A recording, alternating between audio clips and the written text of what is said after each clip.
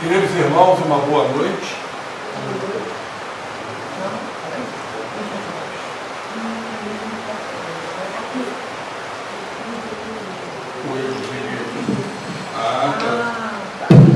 Agora sim, obrigado. Sim.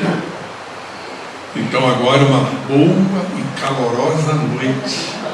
Ficou melhor.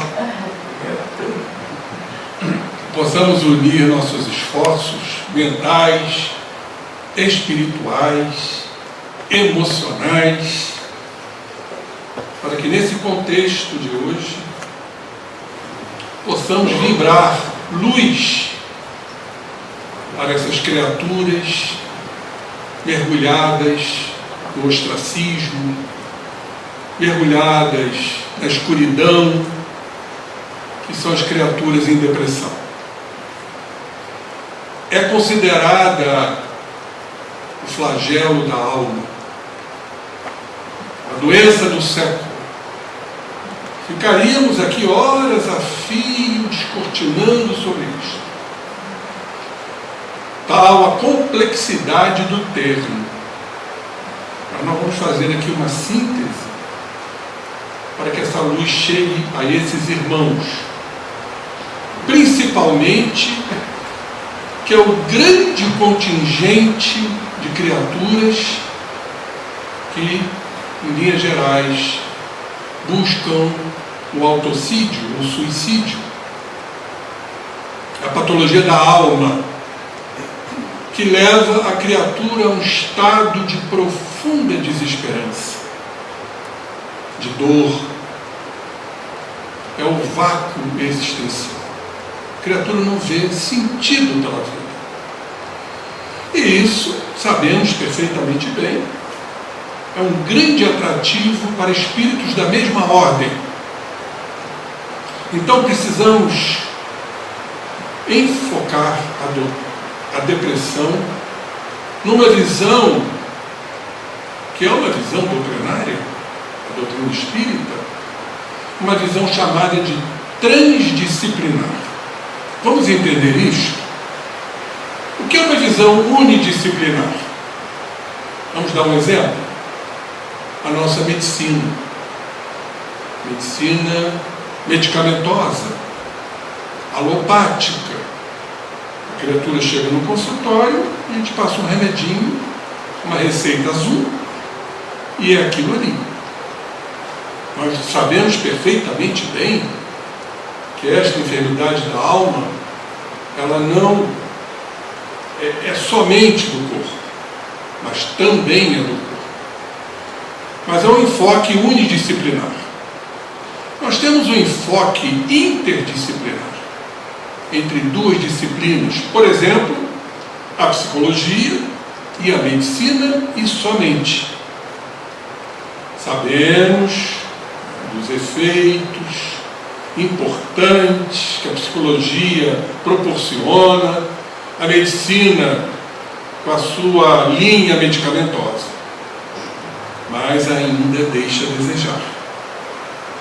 Então falamos numa visão multidisciplinar, onde entram várias disciplinas: a psicologia, a medicina, a homeopatia, a terapia floral, a bioenergia, que Reich defendeu muito, Wilhelm Reich, o pai da bioenergia.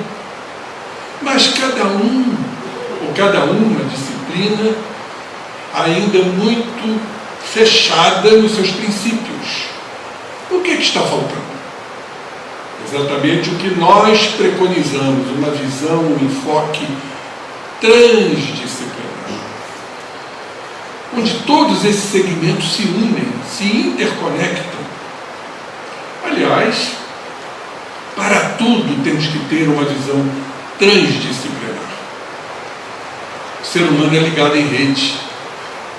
É a visão moderna, a visão sistêmica da vida, que Capra nos fala tanto no seu livro complexo, que ele era físico. Nós todos estamos interligados. O chamado melhor, o chamado pior, o irmão, o não irmão. Por quê? Porque somos filhos de Deus. fomos gestados pelo Pai.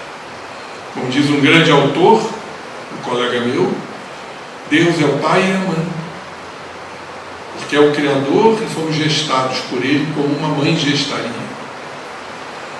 Então Deus nos criou. Se nos criou, somos irmãos do universo, do cosmos. Tem um grande filósofo, líder espiritual indiano, Ananda Murti, que diz que a mesma força que guia as estrelas é a mesma força que guia você. E há um estudo interessantíssimo, científico, que a Terra ela foi gerada pela explosão das estrelas, o Big Bang, como nós sabemos. Se a Terra é um produto da explosão das estrelas e os elementos da Terra estão em nós, nós podemos dizer que nós somos fragmentos das explosões estelares das estrelas. Então não tem como separar, só uma visão reducionista, conservadora, ortodoxa, e a doutrina espírita não é nada disso, cria aliança entre todos nós. Há uma frase que nós temos que aprofundar um pouco para entendermos o que o Jesus Cristo quis nos dizer, exatamente nos mostrando, nos acenando para essa visão sistêmica, de interconectividade, onde todos estamos ligados de alguma forma. Sabem qual é? Amai-vos uns aos outros como eu vos amei. Jesus está a nos dizer que devamos nos amar, porque somos dignos desse amor. E só Ele, com seu amor incondicional, tanto que nos disse que é muito difícil para nós amar vossos inimigos, amai aqueles que vos caluniam, porque Jesus entendia perfeitamente bem o estágio que as criaturas se encontravam e que se encontram. Somos irmãos, estamos ligados, somos fios, somos uma teia de uma mesma rede. Isso nós chamamos de amor incondicional, solidariedade, fraternidade. Frater quer dizer irmão. E a depressão, essa doença do século que vem fustigando tantas criaturas, dolorosamente, nós precisamos urgentemente fazer um trabalho nesse sentido. E qual seria este trabalho para atender esses irmãos depressivos que vivem na escuridão, que precisam da luz que está neles? Nós somos atraídos pelo Pai. Chamamos isso de deltropismo. Del, Deus, tropismo, atração. Por isso Jesus disse: o reino de Deus está em vós. Jesus sabia de tudo. Vós sois deuses. Há algo mais importante que isto. A luz está em ti. Porque o próprio Jesus falou: enquanto eu estou no mundo, eu sou a luz do mundo. Não é o mundo externo, como muitos imaginam. É o mundo interno, espiritual. Por isso eu digo que nós temos esses 4 parâmetros importantíssimos, que se o depressivo olhasse para isto, ele iria encontrar uma luz de recuperação. Quais são esses 4 parâmetros? Deus está em nós.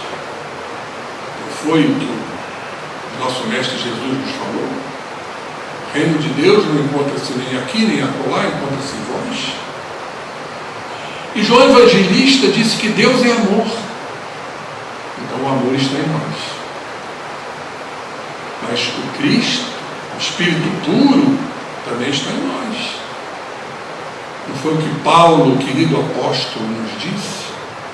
Não sou eu, mas quem vivo, o Cristo que vive em mim, no auge do seu apostolado, esse trabalhador extraordinário que foi Paulo de Tarso.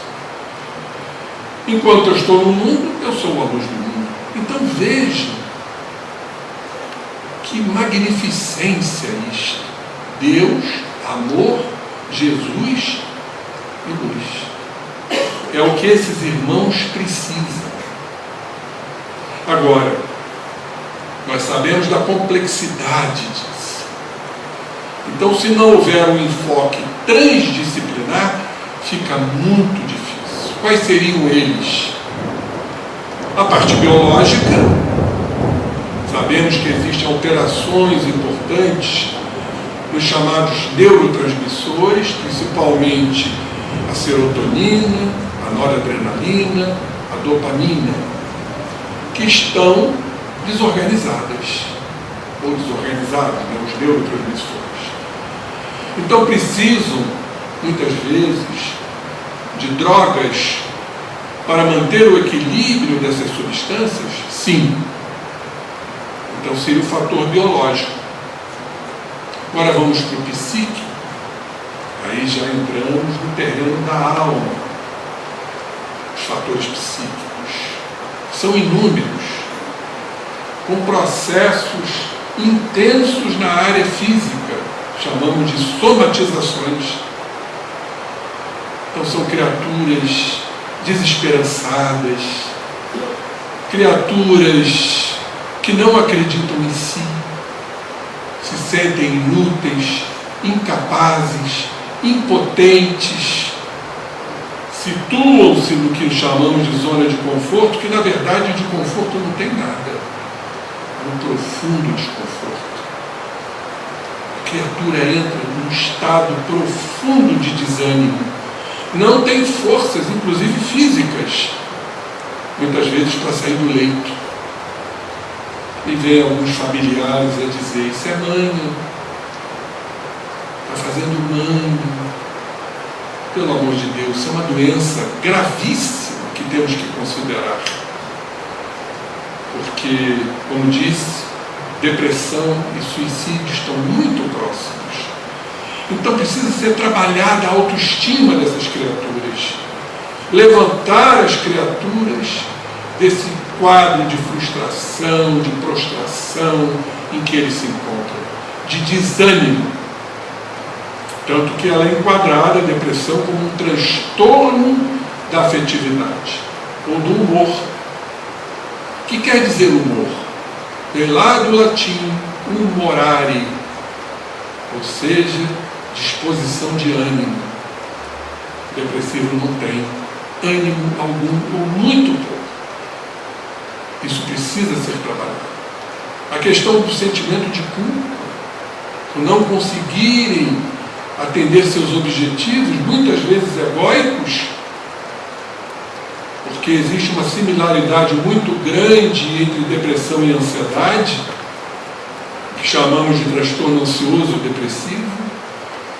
O ansioso é imediatista, tem medo de errar, então ele vive naquela ansiedade crônica, e quando não é atendido nos seus objetivos ansiosos, mergulha no desânimo, na culpa, se culpam muito, na inutilidade, na incompetência, na imperfeição de que são portadores. Então, o aspecto psicológico temos que levar em consideração. E, por último, entender a depressão como uma doença espiritual. É uma criatura que teve processos depressivos em outras encarnações? Possivelmente.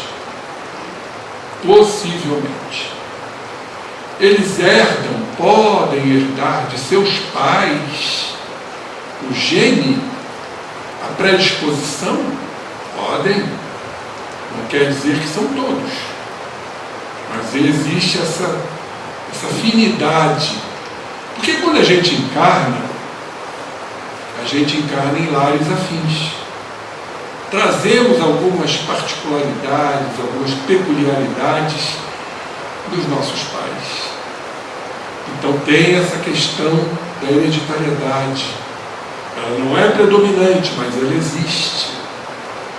Mas, muitas vezes, a escolha do próprio espírito antes de encarnar. Trazer essa questão, essa predisposição. E mediante os fatores da vida que todos nós passamos, sofrimentos, traumas, rejeições, abandonos, traições, nós desencadeamos a enfermidade. Acontece com muita frequência.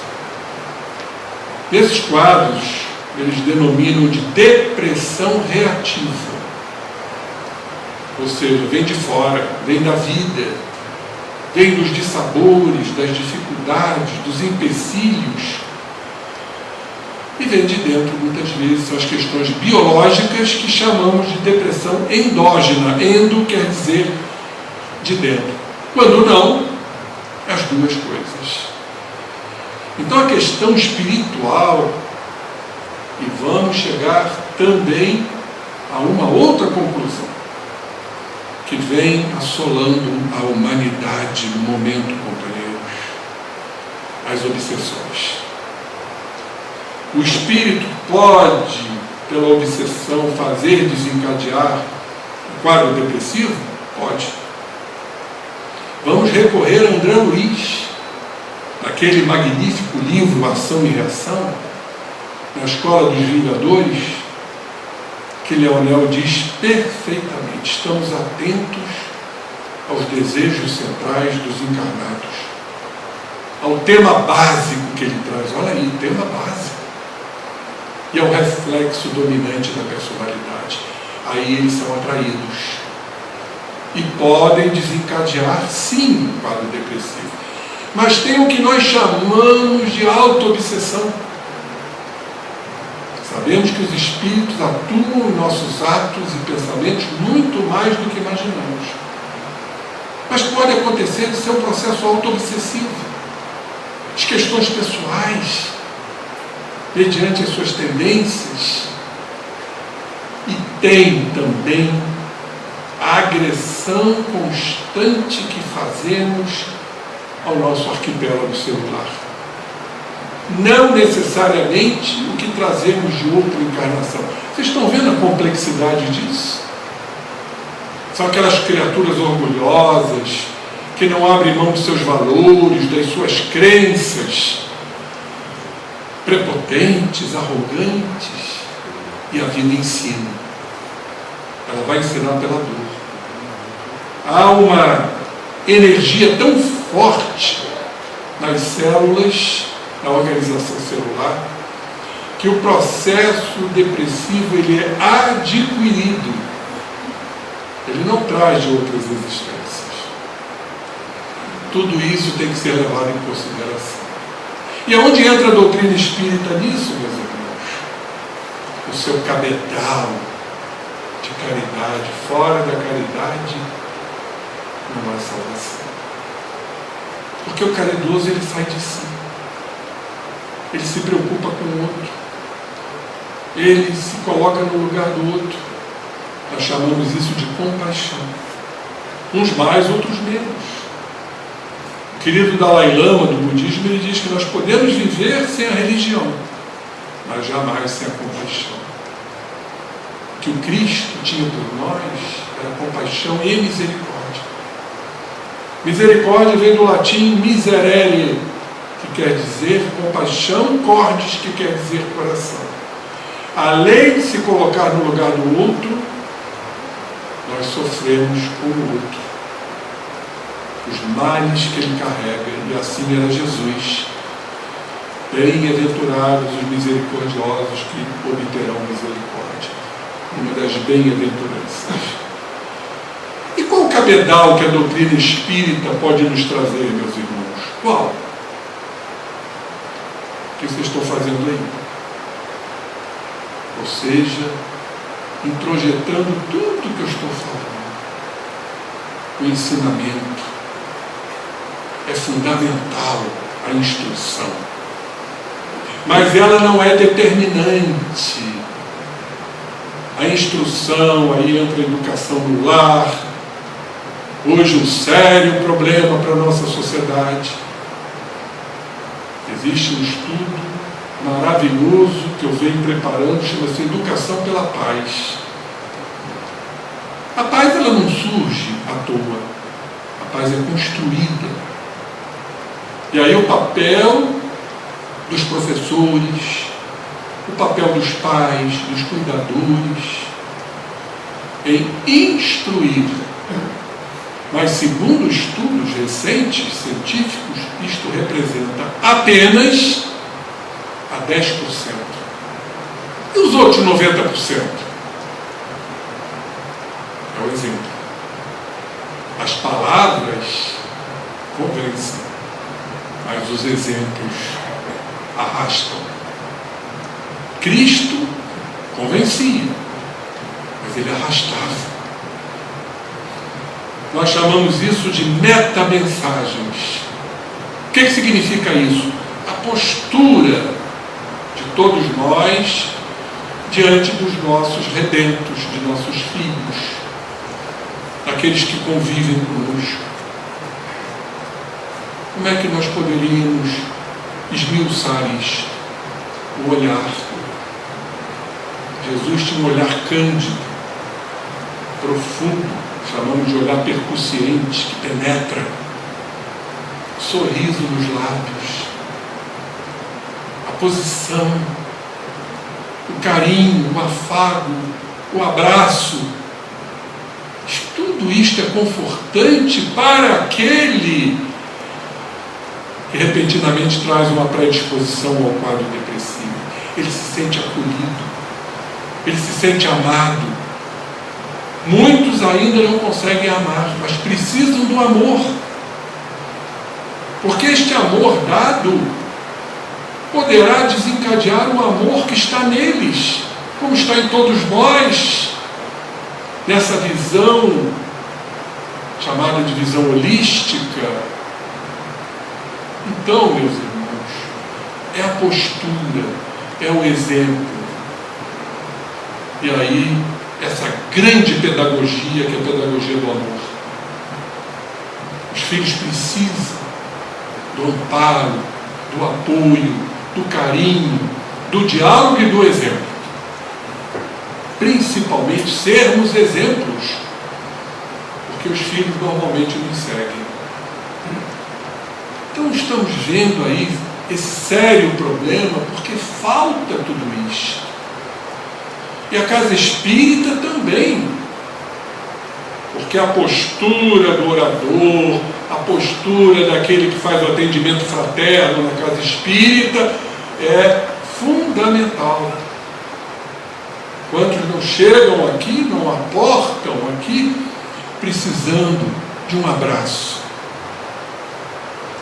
Eu me lembro com muita saudade, Zé Ana Maria vai se lembrar, no nosso porteiro do amor, o da Silva.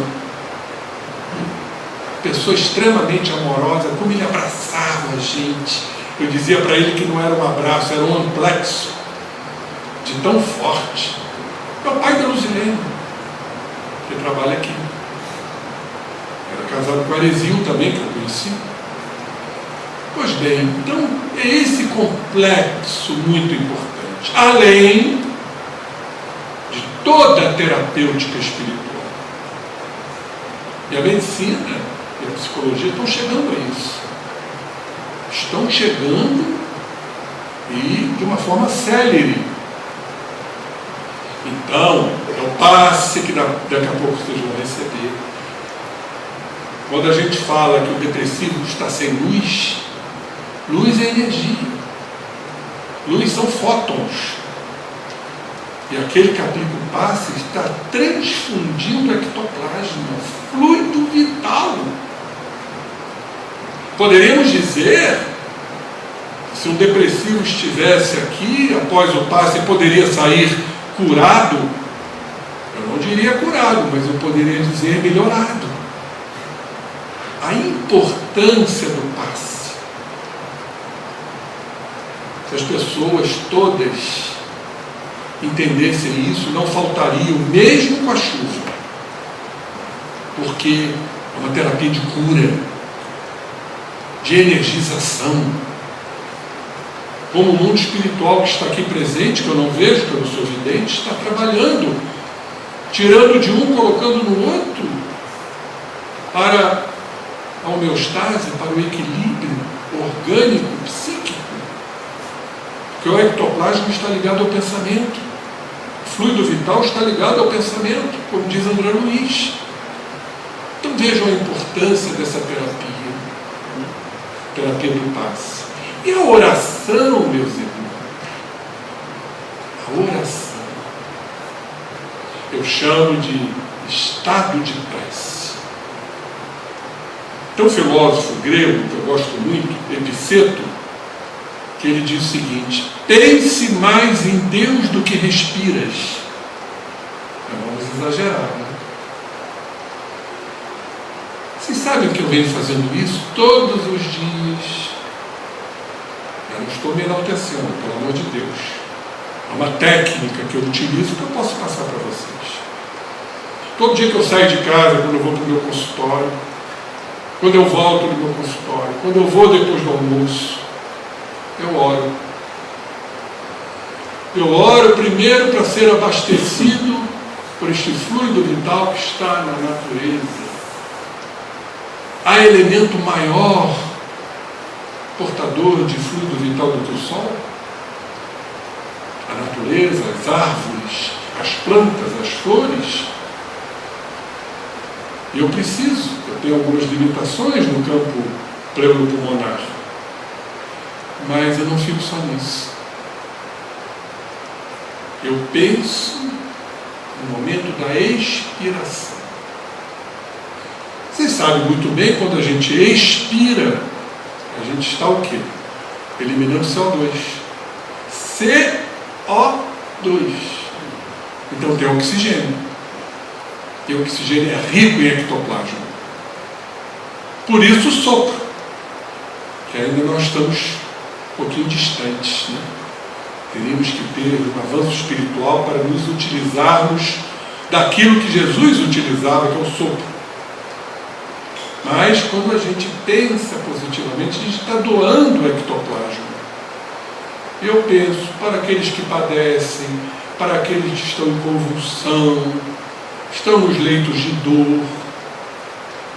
Isso é extremamente importante, estarmos mais tempo em estado de prece. Bom, falamos do passe, falamos da oração, falamos da casa espírita, temos que falar da irradiação, os nomezinhos que são colocados lá embaixo, e também da desobsessão, para atender esses irmãos ainda equivocados, que se utilizam das nossas energias para estados lamentáveis, obsidentes, que vem crescendo na nossa humanidade. Haja visto o que está acontecendo. As guerras, os crimes. Temos que pensar nisso. Porque nós estamos na transição. E toda transição é muito difícil. Mas aliado a tudo isto, nós temos que ter algo em mente. Sabem o quê? Aquilo que proporciona a nossa melhora. Como Kardec perguntou na questão 909 do Livro dos Espíritos. Qual o método mais eficaz para nos melhorarmos nesta existência e vencermos as tentações? Olha como Kardec era inteligentíssimo. Ele coloca um advérbio de intensidade. O método mais eficaz, que não é outro. Se é o mais eficaz é porque não é outro. A resposta todos vocês sabem. Parafraseando Sócrates, Santo Agostinho nos respondeu. Um sábio da antiguidade vos disse: conhece-te a ti mesmo. E como é que nós poderemos trabalhar um depressivo nesse sentido? Orientando. Irmão, ore, receba o passe magnético. Ore por aqueles que te tentam prejudicar, seja pelos seus débitos do passado, pelas suas constâncias nos erros, mas analise-se, conheça-te, procure ver os sentimentos desastrosos que estão te levando a esse estado, para sair desse profundo estado de obscuridade, ter a luz e ter o ânimo, porque eles vivem nesse estado de desânimo completo. Será que Jesus fez alguma menção antidepressiva no seu trabalho? Fez. Vamos lá? Está no Evangelho de João, capítulo 16, versículo 33. Olha o que o Jesus nos falou. Eu vos disse isso para que em mim tenhais a paz. Neste mundo experimentareis a aflição. Mas tende confiança, tende bom ânimo, porque eu venci o mundo. E nós teremos que vencer o nosso mundo interno. Com ânimo, com esperança, com fé raciocinada, entendendo racionalmente as questões que nos dizem respeito, os acontecimentos externos que nos derrubam, como disse, uma separação, uma rejeição, uma traição, uma ofensa. Nós precisamos trabalhar muito as nossas questões, meus amigos, porque isso é fazer ressumar, como diz a Joana de Ângeles, ou seja, exteriorizar a luz que está em nós. E olha o que Jesus diz aqui: tende confiança, tende bom ânimo, que o depressivo, ele não tem confiança, ele acha que não vai alcançar seus objetivos, fica naquele estado de prostração. Algumas observações que precisam ser ditas, nós vamos encontrar nesse fabuloso livro. Eu sou um admirador da doutora Ana Beatriz, psiquiatra. Ela tem um livro que chama-se Mentes Depressivas. E ela faz aqui uma comparação entre tristeza e depressão. Toda criatura triste está depressiva? Não. Todo depressivo pode ter tristeza? Pode. E ela diz aqui, quando enfrentamos uma grande perda, uma grande dificuldade que ainda temos de entendermos que nós não perdemos nada. O apego, como diz Pierre Weil, psicólogo, educador francês, é a raiz de todo o sofrimento humano. O apego. Então, quando a gente diz perda, é como se estivéssemos perdendo algo que, em verdade, não nos pertence. Não temos nada, companheiros. Nem nós nos pertencemos, somos filhos do Pai. É fundamental entendermos isto para trabalharmos esta grande dor quando perdemos algo. Os apegos, por exemplo, de ordem material, os apegos sentimentais, que são muito poderosos, e principalmente os apegos de ordem moral, quando sentimos que perdemos algo que acreditamos que seja verdade. Exatamente, são os nossos estatutos que criamos ao longo das encarnações e mais os estatutos atuais que nos são passados pelo pai, pela mãe e pela sociedade. Então, quando isto sofre um abalo, a criatura despenca. Então diz ela aqui, quando enfrentamos uma grande perda, e ela cita um exemplo, como foi para mim a morte da minha avó, ou de alguém que perde um cônjuge, marido, esposa, de forma inesperada, ou vitimado por uma longa e dolorosa doença, é absolutamente normal normal e previsível que tenhamos sintomas depressivos. Não são quadros depressivos. Então, muito cuidado, porque até os profissionais da área de saúde mental às vezes cometem erros. O que dirá o leigo? Às vezes a criatura está triste, fica 2 dias triste dentro de casa por um motivo ou outro, ele está depressivo. Não, ele está com sintoma depressivo. E quais são eles? Os mais importantes: insônia, dificuldade de concentração nas ações cotidianas, inapetência, perde o apetite, sentimento de culpa pelo que deixamos de fazer pela pessoa. Isso é muito comum. Muito comum. Sabe por quê? Porque a gente ainda tem muita dificuldade de se perdoar diante dos erros, diante dos fracassos. E ficamos nos abarrotando desse sentimento, desse tormento, do que eu poderia ter feito pela pessoa. Falta de vontade, chamamos isso de anedonia, de participar das atividades sociais.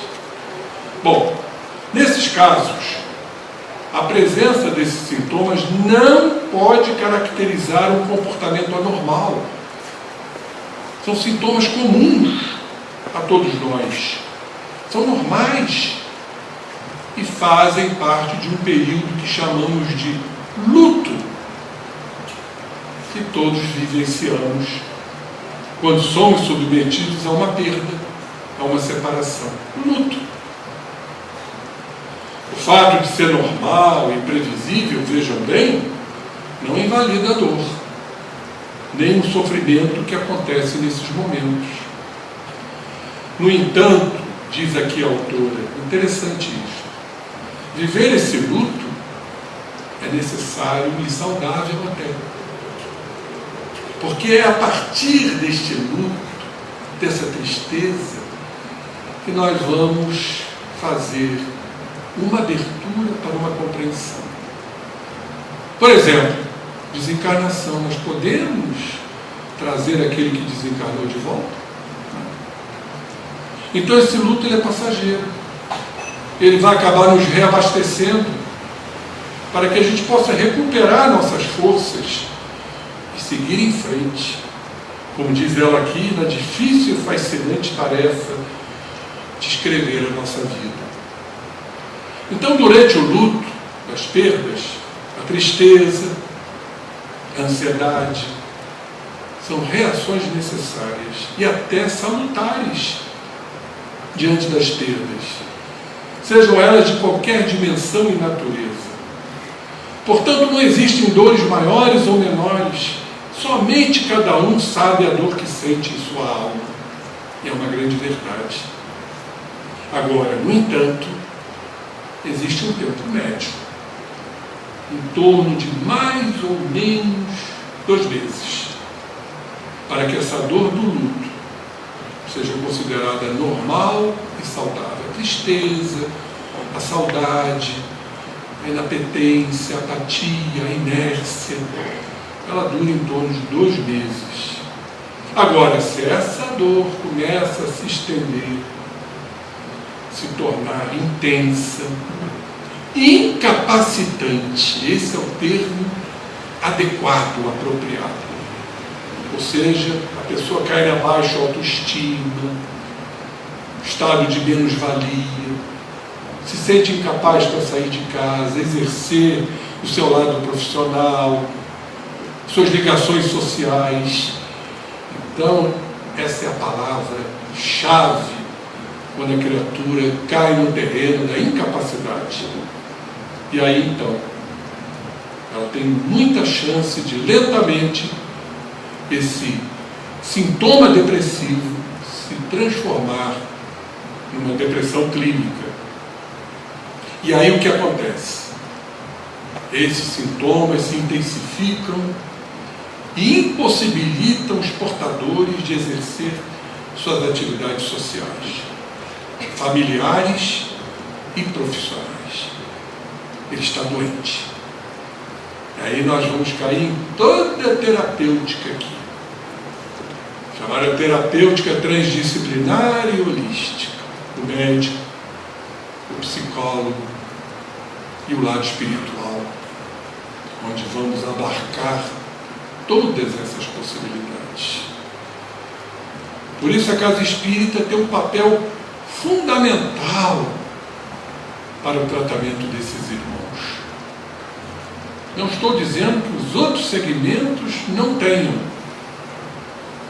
outros segmentos religiosos. Não estamos aqui para julgar, mas estamos aqui para mostrar todo esse arsenal de condutas que a casa espírita pode proporcionar, dentro da constância. Por isso, todo esse trabalho magnífico, que vai visar fundamentalmente a transformação daquela criatura. Um livro muito interessante que eu recomendo é o livro chamado Tormentos da Obsessão, pelo espírito que trabalha muito esta área, que eu admiro, chama-se Manuel Filomeno de Miranda, psicografia do nosso saudoso Divaldo Pereira Franco.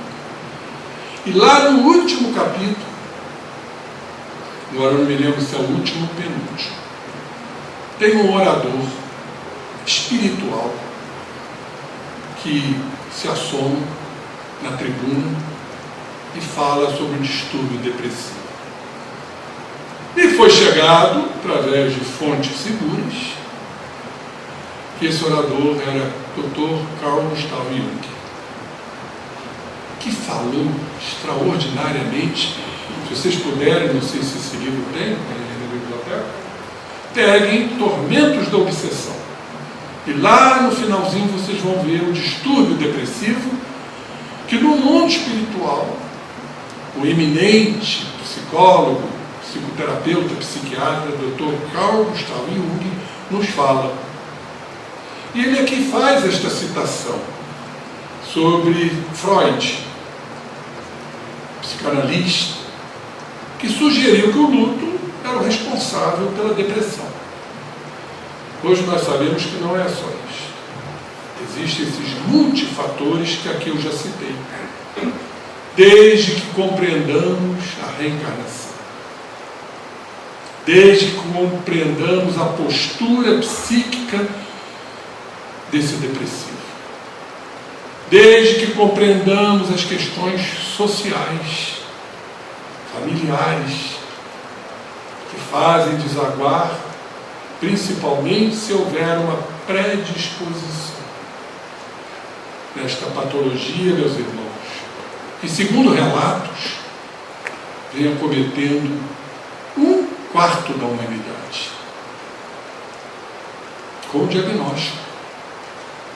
Então, se vocês calcularem que temos aí em torno de 9 bilhões de habitantes na Terra, dividem por 4. Olhem só que volume. Mais de 2 bilhões de pessoas. Daí, podemos entender o alto índice, esse flagelo que é o suicídio. Segundo relatos espirituais, a cada 40 segundos, meus irmãos, alguém está exterminando sua própria existência. Semana passada mesmo, eu tive conhecimento de 2 jovens, aqui de Nova Friburgo, se enforcaram. O que se passava no íntimo dessas criaturas? O vazio, a falta de amor, a falta de orientação, a falta de tratamento, para que essas criaturas se realinhassem. Portanto, Freud sugeriu que o luto seria o responsável pela depressão. E dizia ele que a perda produz dilacerações psicológicas muito graves, gerando distúrbios comportamentais que se prolongam por tempo indeterminado. dentro da minha experiência profissional, é muito difícil, depressivo, sair deste quadro. Como é difícil. Eles são muitas vezes sustentados e apoiados pelas medicações. Mas e tudo que foi dito aqui? Apoio psicoterapêutico, amor, carinho. Vocês conhecem o ditado do nosso querido Pedro, que o amor cobre a multidão de nossos pecados. É o amor no lar, é o amor na sociedade. Essa sociedade tão destoante atualmente e que faz a gente lamentar tantas coisas. Então nós precisamos nos unir em prol de uma proposta. Ela não deva ser só medicamentosa, ela precisa ser psicológica e espiritual. Não vamos entender somente os processos obsessivos, mas os processos espirituais que chamamos de anímicos, da própria alma em desajuste, da própria alma que está desorientada, buscando algo que está nela própria, a luz. Então falta alguém para não impor, mas para dirigir. Meu irmão, sente-se, me dê um abraço, olha aí a postura. Muito mais do que a orientação verbal, a meta-mensagem, o calor humano. Está faltando isso hoje, o calor, a aproximação, as pessoas cada vez mais estão se distanciando. Tem um espírito que se comunicou, está no livro Obras Póstumas, vejam lá também, Regeneração da Humanidade. E esse espírito disse claramente que o processo de regeneração iria gerar muitos suicídios, principalmente entre os jovens. O que está faltando para esses jovens? Calor humano, diálogo, apoio, presença, olhar, carinho, orientação, diálogo, porque nós estamos numa grande epidemia. E todos eles trazem uma relação com o quadro depressivo. Então, caríssimos, eu trouxe esse tema, estamos iniciando aqui um novo ciclo, mais um ano, e nós espíritas precisamos sim segurar o arado do Evangelho, abrirmos as portas, não só da casa espírita, mas também de nossas casas, para receber um irmão que está sofrendo, que está padecendo as agruras da sua vida, orientarmos, abraçarmos. É isso que está faltando. É um capítulo do Evangelho que nos fala muito sobre isso, a afabilidade e a doçura. A afabilidade e a doçura não são só as palavras, são os gestos, são as condutas. É o calor humano, jamais esquecendo que nós todos estamos ligados em rede. Esquecer um pouco aquele lado que o ser humano é superior. O ser humano está acima de tudo, pode fazer o que bem entender com os outros reinos. Isso nós chamamos de uma visão antropocêntrica. A visão hoje, quem nos traz isso, é um grande ecologista norueguês, Arnes, é a visão ecocêntrica. Tudo está ligado. A raça humana, os animais, as plantas, as árvores, as flores, os arbustos, o reino mineral, enfim, tudo está ligado. em rede. Tudo tem a criação divina. Quando falamos, por exemplo, dos minerais, existe um sistema de atração para a composição daquele mineral, daquela pedra. Isso a ciência já nos traz, chama-se sistema cristalográfico. Por que o oxigênio se liga à sílica, ao silício, melhor dizendo, para formar sílica? Existe ali uma atração, existe ali uma energia, porque tudo foi criado pelo amantíssimo Criador, que está em todos os lugares. E não aquela visão antiga, ultrapassada, aquele senhor de barbas longas sentado num grande trono. Não sabemos ainda definir. Por isso que Kardec fez aquela excepcional pergunta, a questão número 1 do Livro dos Espíritos. Não é quem é Deus, é que é Deus. Porque não poder personificar Deus, como? É trazer Deus para a nossa condição ainda humana, antropocêntrica? Não, o que é Deus? E vocês se lembram da resposta. É a inteligência suprema, causa primária de todas as coisas. Magnífico. Então, meus queridos irmãos, finalizando nesta patologia, que precisa ser vista com muito carinho, com muito amor, para utilizarmos todas essas técnicas transdisciplinares, favorecendo esse irmão desesperado, desesperançoso, desanimado, e voltando para a gente finalizar o que Jesus nos diz aqui. João 16:33. Eu vos disse isso para que em mim tenhais a paz. Paz profunda. A paz que está em nós, como diz Lao Tse, o criador do taoísmo, que precisa ser construída. Por isso Jesus, aonde ia, ele dizia que a paz esteja convosco, mas está conosco, que ela precisa ser construída. Neste mundo experimentareis a aflição necessária, a dor que vai nos elevar, fará com que a gente repense, mas tenha um bom ânimo. E o depressivo vive num mundo desanimado. Que eles vençam o mundo. E nós também temos que vencer o nosso mundo. Ninguém está livre. Não sabemos do que fizemos, do que causamos em outras encarnações. Será que não poderemos a qualquer momento desenvolver um quadro depressivo, alarmante? Poderemos sim.